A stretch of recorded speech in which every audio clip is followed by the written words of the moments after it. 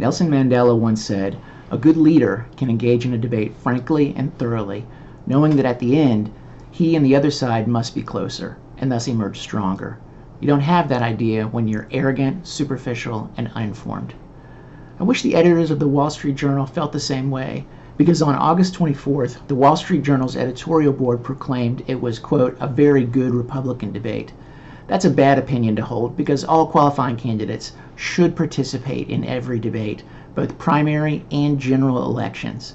I'm going to discuss why Donald Trump actually won the debate he didn't even go to, why he could lose by not participating in future debates, and why his actions might set a bad precedent for the future, and why we should have all the candidates in the debates being the best for our democratic process. Let me start by saying Trump was the winner, even though he didn't participate. After reviewing the performances of the candidates on the stage, the Wall Street Journal argued, quote, "At least for one night, GOP voters were able to see that they have better choices." That's not even close to true, as Trump overshadowed the debate, even though he was not even there. Time magazine quoted Kari Lake, the Arizona gubernatorial candidate, as saying, quote, "President Donald J. Trump, the first man in history to win a debate without even being on the stage." Time also quoted Jack Posobiec, arguing FDR had radio, JFK had TV, Donald Trump has social media, and that seems to be his strategy, to use social media and not the debates. The Wall Street Journal thinks that everybody did a good job, but The Economist argued that DeSantis, quote, "delivered a middling performance, clumsily evading some questions, and that Ramaswamy, quote, "is more likely to wind up in a Trump cabinet than in the Oval Office." Despite being perceived as the victor, though, Trump could lose ground by skipping debates. First, Republicans want him to participate. The Morning Consult News reported prior to the first debate that most Republicans wanted Trump in on it. Even among those who were told Trump plans to skip the debate, 58% of primary GOP voters and 63% of those who are Trump supporters said he should show up. 57% of Republicans and 54% of pro-Trump Republicans were surveyed by The Economist that said they want him to be in the second primary debate. Second, his lead can dwindle based on not participating. Politico reported that as presidential primaries have become more national in scope, debates have arguably been all that's really mattered in the run-up to the early states. Using examples from 2008, 2012, 2016, and 2020, Politico argued the primary debates were important for winning state primaries in the lead up to the national runoff. Even more important, skipping this debate might set a dangerous precedent.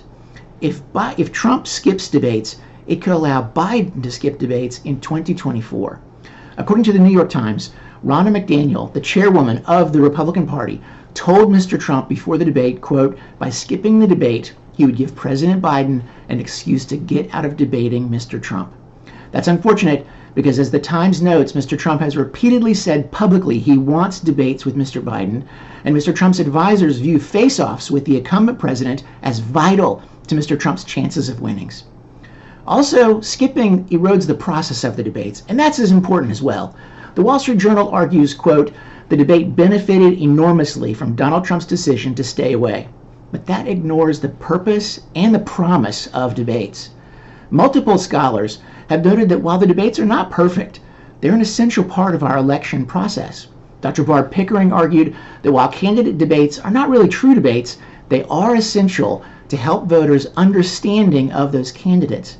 McKinney and Warner reviewed decades of scholarly research arguing that debates do matter. They studied the trans campaign effects on such matters as voting behavior, image formation, and attitude change, and they found that 60% of primary debate viewers ended up changing their opinion of candidates based on the debates.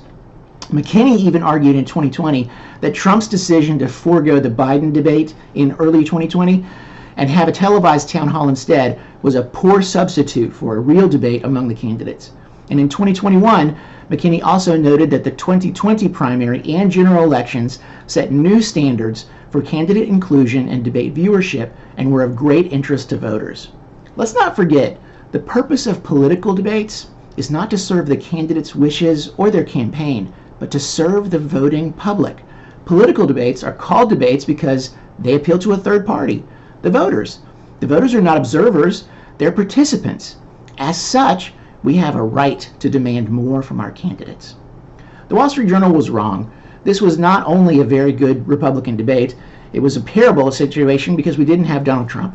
I reviewed how Trump was the absent winner, but not participating in the future could hurt him more, and that he might encourage Biden to dodge the debates. More importantly, I argued that participation in the process of our debates is central to our democracy. President Trump refused the debate in August. He also refused the debate on October 15, 2020. Many candidates on the stage refuse to deal with issues when they're presented to them. We should urge our candidates to be on the stage and debate for us. And once on the stage, we should demand they debate the issues and answer the questions. Candidates should respect the voters enough to participate earnestly in the debate process. It's not for them, it's for us.